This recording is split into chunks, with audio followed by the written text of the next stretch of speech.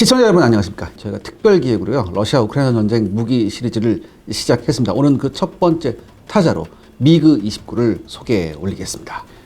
이번 러시아 우크라이나 전쟁에서요 우크라이나 공군 소속의 미그 29가 대활약을 펼쳤다는 그런 카더라가 전쟁 초반에 있었죠. 뭐 고스트 파일럿이라고 해가지고 이런저런 뭐 얘기가 있었습니다만 이제 실체를 확인해 보니까 이게 뭐 일종의 뭐 프로파간다였다 뭐 이런 얘기가 나왔는데, 아무튼 이번 기회에 미그 29를 알아보는 것도 나쁘지 않다고 생각했습니다. 그런데요 의외로 미그 29는 냉전 시절 공포의 전투기로 인식되었습니다.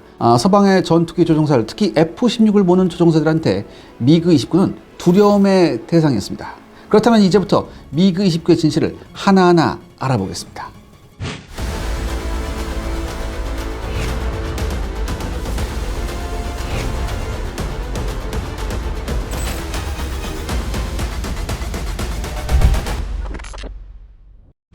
냉전 시절 미그 29 이미지가 어땠었던 건가요? 네, 이제 일단은 우리가 이런 게 있잖아요. 소련 전투기 하면 무조건 뭐야? 미그, 이런 고정관념이 있었죠. 그런 생각이 들 만큼 이 유명한 미그 전투기를 만들어낸 미코얀 그레비치 설계부에서요 미국의 F-14나 F-15와도 맞붙을 수 있을 만큼 고성능 다목적 전투기를 개발한다는 소식이 흘러나오기 시작합니다. 이게 바로 1970년대 중반이었어요. 이 밝혀진 유일한 자료로는 알아보기도 힘든 흐릿한 위성사진 한 장뿐이었습니다. 냉전시대 소련의 자랑거리던 정보 폐쇄가 위력을 발휘한 덕분이었죠. 그래서 미국이나 서유럽에서는요 이 새로운 전투기를 서방 측 최신의 전투기, 당시 기준으로 해서 이 서방 측 최신의 전투기와 상대해도 결코 뒤지지 않을 초고성능 전투기로 단정합니다. 그리고 곧바로 램L이라는 이름을 붙인 뒤에 지금 보면은 진짜 허무맹랑하게 짝이 없는 그런 상상도를 그려가면서 그 성능을 알아내기 위해 무진장 애를 썼었죠. 지금 보는 사진이 그 상상도 중에 하나인데요. 이렇게 보면 미그 29하고는 굉장히 거리가 멀고요. 차라리 뭐 미그 29보다는 F-18에 좀 가까워요. 하지만요, 고르바초프의 등장으로 소련이 개방 정책을 펼치면서 1988년에 영국에서 벌어진 판보로 에어쇼에서 드디어 미그 29가 참가합니다. 뒤이어 독일이 통일되면서 아예 미그 29가 통째로 서방 측 손에 넘어가죠. 그것도 아주 멀쩡한 상태로요. 이렇게 되면서 미그 29의 비밀은 순식간에 홀라당 벗겨져 버립니다.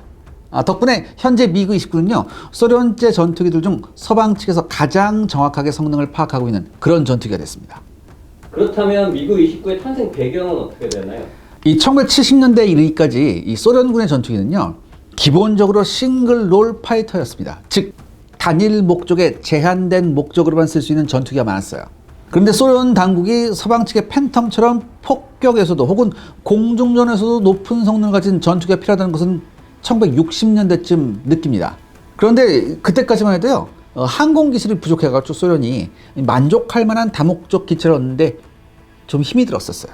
이런 와중에 1970년대부터요 미국이 F-14나 F-15처럼 20년이 넘도록 최강의 전투기를 군림할 만한 슈퍼 전투기들을 차례차례 내놓습니다.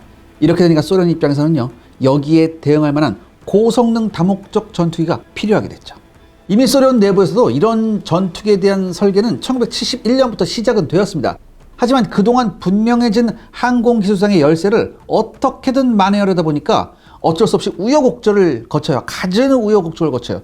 그리고 1982년이 돼서야 미그 29라는 이름으로 기체가 완성돼서 생산하기 이릅니다. 참고로 소련은요 미그 29를 미국의 F-18이나 F-16에 해당하는 중소형 다목적 지원 전투기로 설계했습니다. 그러니까 우리가 잘 알고 있는 이 수호이 27, 이 수호이 27을 대형의 고성능 주력 방공 전투기로 삼는 이른바 미 공군의 하이 앤 로우 믹스 방식을 벤치마킹한 거죠.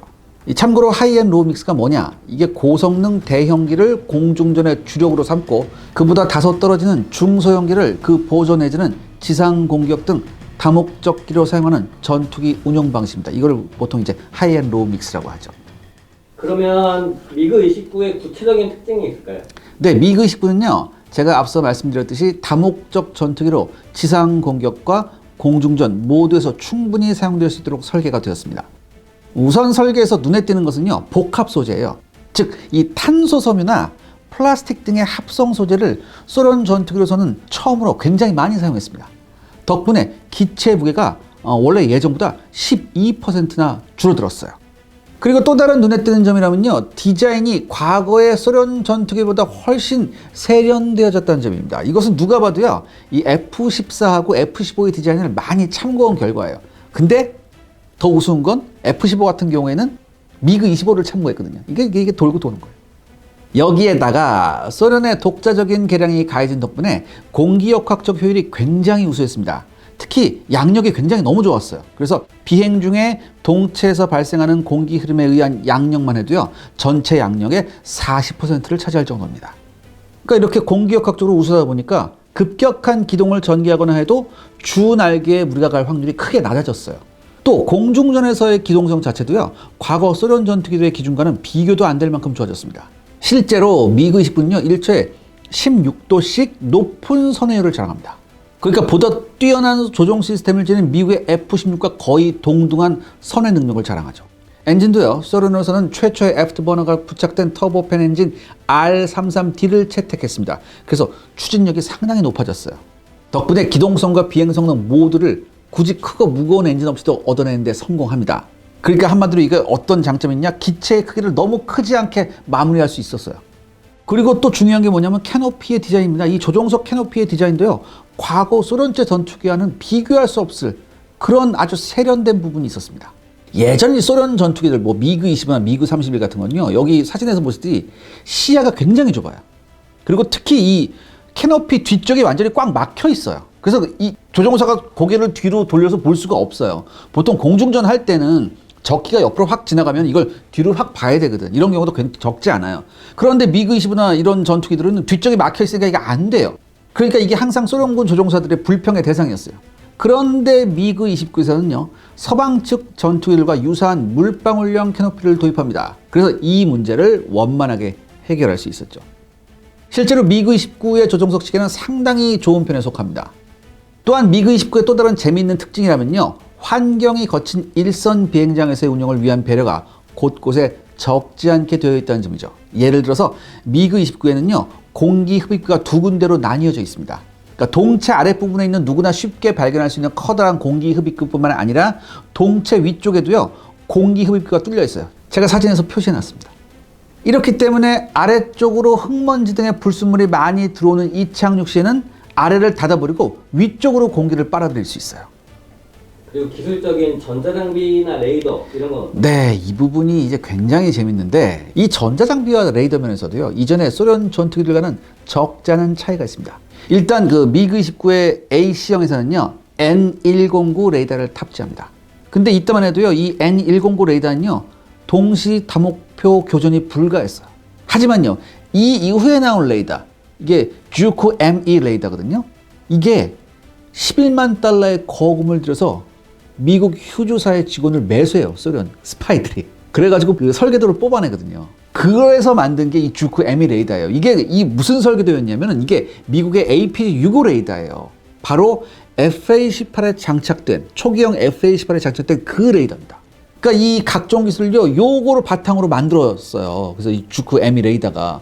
그러니까 이게 어느 정도였냐면은 그 이전에 러시아 전투기에서는 기대할 수 없었던 룩다운, 슛다운 능력까지 확보해요. 그러니까 룩다운, 슛다운이 뭐냐? 룩다운, 하방을 탐색하고 슛다운, 하방을 공격할 수 있다. 보통 비행기가 레이더가 앞에 달려있으면 전면만 보거든요.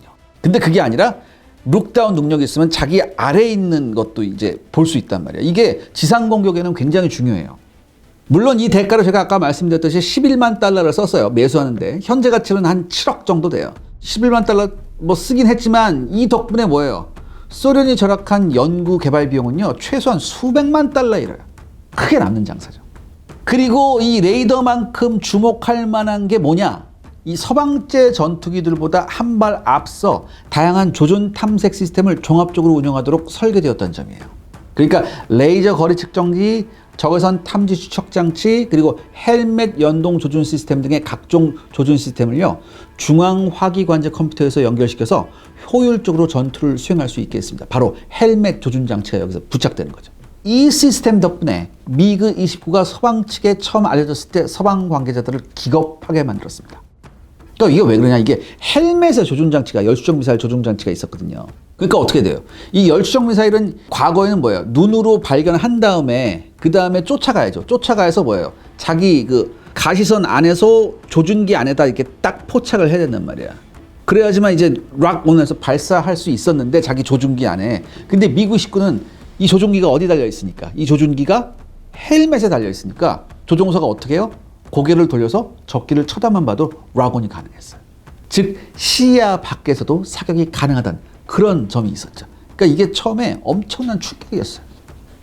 그 미그 29도 여러 가지 개량형이 있을까요? 네, 미그 29도요. 이제 개량을 굉장히 많이 했어요. 먼저 미그 29 C형이 있습니다. 이게 뭐냐면은 여러분 사진에 제가 이렇게 해놨는데 조종석 후방 동체가 커졌죠.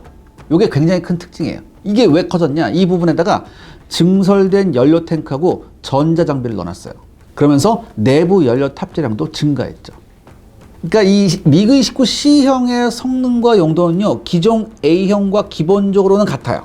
그렇지만 이 A형은요, 소련 내에서 요격 작전을 우선 수행하면서 전선의 상황에 따라서 이동 배치하는 그런 운용 방식을 택했었거든요. 근데 C형은 처음부터 전선에 배치되어서 제공 임무를 수행하는 그런 기체였어요. 또한 C형은요, 전선에서 대지상 작전을 고려해서요, 액티브 제머 전자장비도 장착했습니다. 그리고 이 밖에 주 날개 끝단에요, 신형 레이더 경보 수신기를 배치했고요. 그리고 C형부터는요, 당시 신형 공대공 미사일은 이른바 암람스키의 사용이 가능했습니다. 그리고 이 이후에 사실상 미그 29 시리즈의 끝판왕인 미그 29M이 등장하게 되죠. 이 미그 29M은 뭐 이제 미그 33이라고도 불리는데 한마디로 다목적 전투기였어요. 제가 말씀드렸죠. 예전에 소련 전투기는 어떤 단일 목적, 싱글 롤이었는데 이제는 멀티롤이 됐다는 얘기죠. 이 미그 29M형의 가장 큰 특징은요, 조종 방식을 아날로그 방식의 플라이 바이 와이어 시스템을 도입했다는 겁니다. 이렇게 되니까 조종 성능을 획기적으로 향상시켜서요, 기동력을 배가시킬 수 있었습니다. 그런데 여기서 생각해 봐야죠. 플라이 바이 와이어 시스템 하면 우리가 보통 뭐예요? 디지털 플라이 바이 와이어 시스템 이렇게 생각하잖아요. 근데 얘네는 디지털이 아니라 아날로그 플라이 바이 와이어 시스템이었죠. 왜 그랬을까요? 시청자 여러분들의 구독과 좋아요는 영상 제작에 정말 큰 도움이 됩니다. 여러분들 부탁드리겠습니다. 구독과 좋아요. 이렇게 얘기를 해요. 러시아에서. 전자기파에 의한 고장을 피할 수 있다는 점 때문에 우리가 이제 아날로그를 선택했다라고 했는데 이건 사실 개소리죠.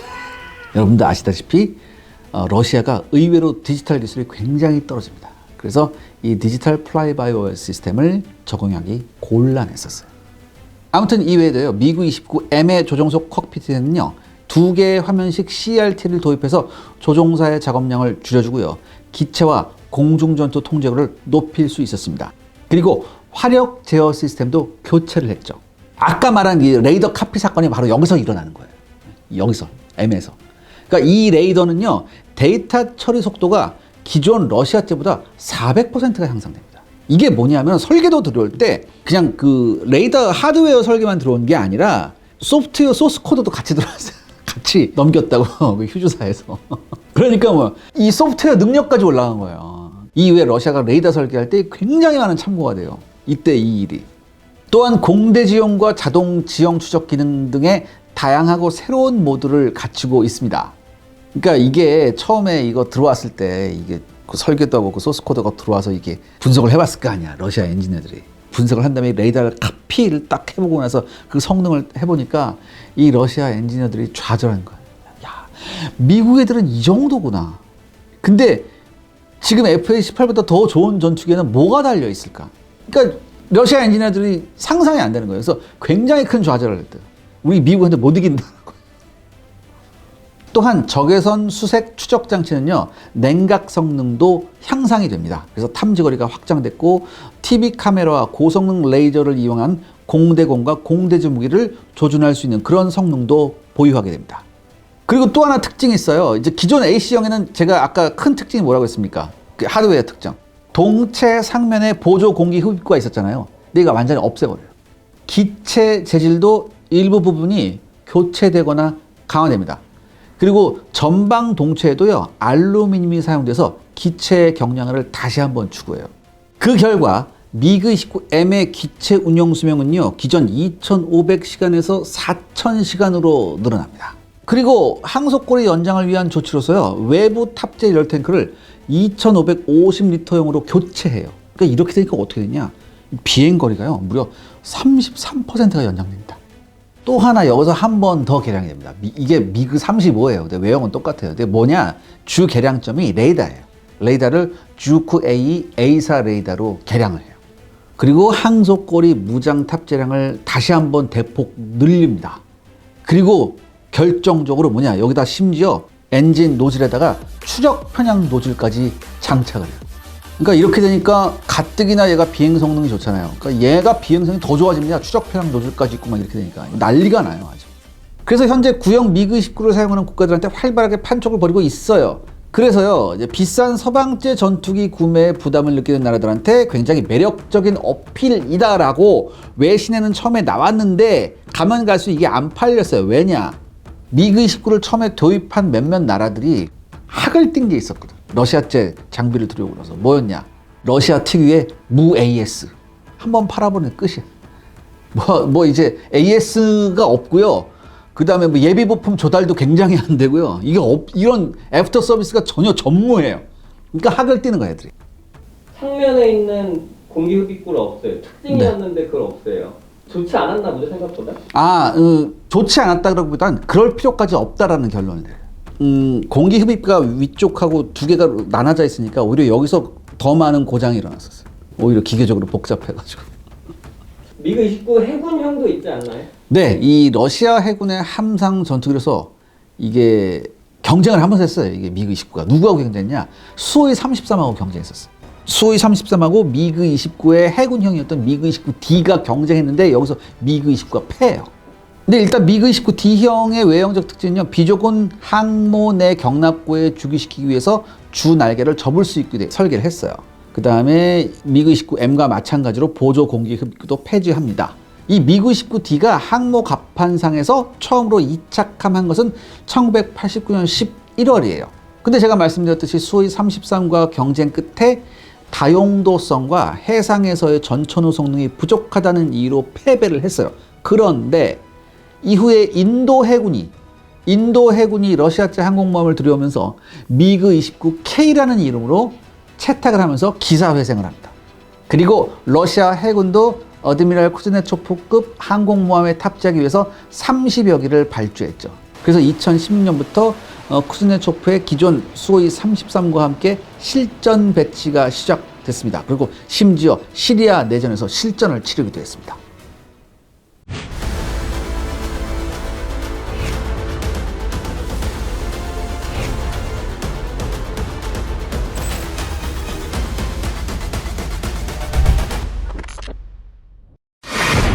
미그 29 시리즈는 어떤 무장이 있나요? 네, 러시아는 전통적으로 영공방위용의 지대공과 공대공 미사일 개발에 주력했어요. 한마디로 이제 서방에서 이제 비행기로 오면 그걸 다 떨어뜨리겠다 그래서 이런 것만 했는데, 그렇기 때문에 공대지 중단거리 정밀유도 미사일의 개발이 뒤처졌어요. 어느 정도냐? 보통 전문가들이 뭐라고 하냐면 미국보다 한 10년 정도 뒤떨어져 있다. 개발 및 실전 배치가 이렇게 평가를 하거든요. 그래서 소련은요, 이걸 만회하고자 80년대 중반 이후 미국과 유럽제 중단거리 공대지, 공대함 미사일들의 기술을 흉내내기 시작합니다.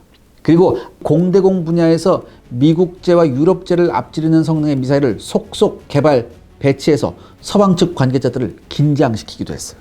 특히 미그 29에 와서는요, 3종 이상의 신형 공대공 미사일을 장착합니다. 특히 러시아제 공대공 미사일 중 아톨 시리즈라고 있어요. 이 아톨 시리즈는 미국의 사이드와인더 시리즈가 새로운 것이 나올 때마다 변경 없이 똑같이 카피합니다. 그리고 R-23 아펙스라는 미사일부터는 나름 독창적인 면모도 엿볼 수 있어요. 그런데요, 이 독창성이란 게요, 새로운 개념의 기술 개발이나 뭐 이런 게 아니고 그냥 한마디로 개량 수준입니다. 솔직하게 말해서. 더욱이 4차 중동전이나 이스라엘과 시리아 간의 공중전, 리비아와 미국 간의 공중대결, 그 다음에 걸프전에서의 공중전에서 아톨 이외에 새로운 미사일이 사용된 기록이 없어요. 지금 러시아 전투기들이. 이번 러시아 우크라이나 전쟁은 예외로 하고. 그러니까 여러분 여기서 이걸 생각해 봐야죠. 러시아가 무슨 이유로 아톨 이외에 고성능의 새로운 미사일의 실전 확인을 주저했을까? 일단 이 데이터 스펙상으로는 매우 놀랄만한 위력을 갖고 있거든요. 더군다나 이런 신형 미사일들이 실용화됐는데도 불구하고 안 썼단 말이죠. 그리고 여기서 하나 더 생각해 봐야 될 게 뭐냐면, 러시아가 이런 신형 공대공 미사일 나왔는데 이 느긋할 정도로 서방, 즉 미국과 영국, 프랑스는요 기존 미사일을 약간 개량한 수준의 것을 계속 사용해요. 그러면서 러시아제하고 비슷한 성능을 갖는 신형 미사일의 개발 속도를 서두르지 않습니다. 이것도 좀 이상했거든요. 그러니까 이걸 종합적으로 생각해 보면 어떤 결론이 나오냐? 러시아제 미사일들이요 과거에도 그랬듯이 너무 과대 포장되었거나 스펙과는 달리 실제 사용 단계에서 전자장비 등의 신뢰성이 아주 부족해요. 그렇기 때문에 원래 예상했던 명중률을 보여주지 못할 가능성이 높을 것으로 추측해 볼 수 있는데 이번 러시아 우크라이나 전쟁에서 이게 어느 정도 증명이 되었죠. 아무튼 미그 29의 무장 탑재력은요 최대 4톤입니다. 기체 내 고정 무장으로는 30mm 기관포 한 문이 있고요. 탑재 탄수는 100발이에요. 생각보다 굉장히 적죠. 그리고 엔진 바로 옆에 파일런에요 각 한 발에 R-27 알라마 공대공 미사일을 장착하고요. 그 바로 옆에 파일런 2개의 R-73 아처를 장착해서 총 6발의 공대공 미사일을 탑재할 수 있습니다. 이 알라모는요 통상 세미 액티브 레이더 유도식을 운영합니다. 이게 사정거리가 50km인데 근데 때로는 적외선 유도식을 사용하기도 해요. 근데 적외선식을 사용할 때는 한 40km 나와요. 사정거리가. 특히 R272M이라는 신형이 있는데 이건요 장사정의 세미 액티브 방식으로요 무려 100km의 사정거리를 가지고 있습니다. 또한 이 저공비행 목표물에 대해서 대처 능력이 굉장히 뛰어나다고 해요. 또한 이 R-73 아처는요 70년대 후반에 개발된 근접 전용 미사일입니다. 사정거리는 30km인데 이게 적외선 유도 방식이에요. 1987년부터 소련 공군에 배치된 미사일입니다. 이게. 근데 제가 아까 말씀드렸듯이 바로 요 아처가 헬멧 조준 장치하고 연동돼요. 그래서 헤드업 디스플레이 범위 밖 목표물에 대해서도 로건 발사가 가능해요. 그러니까 조종사 고개만 돌려가지고. 그래서 이게 한때 충격의 미사일이었어요. 이게 왜 그러냐? 동서독이 통일된 다음에 동독군 소속의 미그 29하고 이제 모의 고전을 F-16이 해봤단 말이지. 실전에서는 적이 그 적외선 미사일 쏴도 여러분 탑건 매버릭 보셨지만 플레어 같은 거 쫙 해서 이제 회피가 되잖아. 근데 모의 공중전에서는 적한테 딱 적외선 시커로 포착이 되면 거기서 딱 끝나요. 아, 넌 사망 판정을 해버리거든. 근데 모의 공중전에서 미그 29 조종사들이 고개만 돌려서 포착을 했단 말이야. 그러니까 여기서 F-16이 형편없이 모의 공중전에서 깨집니다. 그래서 이렇게 충격으로 다가왔었죠. 그래서 부랴부랴 미국도 뭐예요? 헬멧 디스플레이, 헬멧 조준 장치가 나와요. 그래서 나온 게 이제 AIM-9X 시리즈죠. 이게 미그 29A하고 C형은 제공 전투기형이잖아요. 근데 미그 29M은 멀티롤이잖아요. 근데 이 미그 29M에 와서 이 파이어 앤 포겟 방식의 알람스키라는 주력 공대공 미사일이 채택이 됩니다. 이거 R77인데 알람 따라했다. 그래서 알람스키야. 이게 사정거리 50km예요. 미그 29뿐만 아니라 소위 27계열의 주력 전투기에도 탑재되는 러시아 공군의 주력 중거리 공대공 미사일입니다. 또한 미그 29 시리즈에서는요, 처음으로 레이저 유도 방식의 KH-25 계열 미사일이 탑재가 되고요. 또 하나 이게 서방 측 전투기하고 똑같이 이거 레이저 유도 폭탄이 또 있어요. 미사일 말고. 레이저 유도 폭탄도 장착할 수 있습니다. 이게 KAB-500A라는 레이저 유도 폭탄인데 이것도 장착이 가능해요. 그리고 해군형의 미그 29K는요, 얘도 또 이제 스키가 나오죠. 하푼 스키라고 불리는 KH-35 공대함 미사일을 운용할 수 있습니다. 이 KH-35 공대함 미사일도 이제 미국의 하푼을 베낀 거죠. 그래서 하푼 스키예요. 여기에 항공모함이나 이지스 순양함 등의 대형 레이더를 염두에 두고 개발된 KH-31 대레이더 미사일도 사용이 가능합니다. 단점도 있겠죠? 여기까지만 얘기하면 미그 29가 굉장한 전투기라고 생각되는데 물론 단점도 있어요. 일단 엔진의 내구성이 아직까지 굉장히 안 좋습니다. 그러니까 러시아제 전투기의 가장 큰 단점이 엔진 내구성이거든요. 사실 미그 29뿐만 아니라 러시아제 전투기 숙명입니다. 이게 사실 엔진 내구성. 또 하나 같은 시대에 등장한 미국의 F-16이나 F-18 등이 플라이-바이-와이 시스템이라는 디지털 조종 방식 시스템이잖아요. 전자 통제식.